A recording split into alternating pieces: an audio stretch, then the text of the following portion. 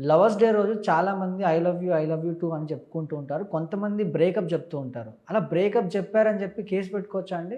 అంటే మీరు అడిగేది లవర్స్ డే రోజే బ్రేకప్ చెప్తే కేసు పెట్టొచ్చు అన్నారా? జనరల్‌గా బ్రేకప్ చెప్తే కేసు జనరల్‌గా. పెట్టొచ్చన్నా? హ్మ్. ఇప్పుడు లవర్స్ డే రోజు బ్రేకప్ అని కాదండి. ఇప్పుడు హ్మ్. ఎక్కడ అవుద్దంటే ఒక మహిళని ఒక వ్యక్తి ఆమెని పెళ్లి చేసుకుంటా అని చెప్పి మోసం చేసి హ్మ్. 16 బిఎన్ఎస్ కింద ఆమెకి ప్రలోభపెట్టి ఆమెతో శారీరకంగా కలిసి ఉండి తర్వాత సడన్‌గా ఒక రోజు నేను బ్రేకప్ అయిపోతున్నా నీకు నాకు పడదు అనుకున్నప్పుడు ఆమె ఎంత హోప్స్ పెట్టుకుంటది అబ్బాయి పైన. ఇతను ఏదో నా జీవిత సర్వస్వం అని చెప్పి పెట్టుకున్నప్పుడు అతని యొక్క ఆమె యొక్క ఆశలనేవి ఆవిరైపోతాయి కదా! హ్మ్. అలాంటి సందర్భాల్లో ఆమె కేసు ఫైల్ అనేది చేసుకోవచ్చు కదా! సో, అలా చేయొచ్చు తప్ప ఇప్పుడు మీరు లవర్స్ డే రోజే బ్రేకప్ డే అనేది నాకు తెలీదు గానీ మాకంత బుర్ర లేదు. మేము అంత నాలెడ్జ్ లేదు. సో, ఆ రోజని ఏం లేదు.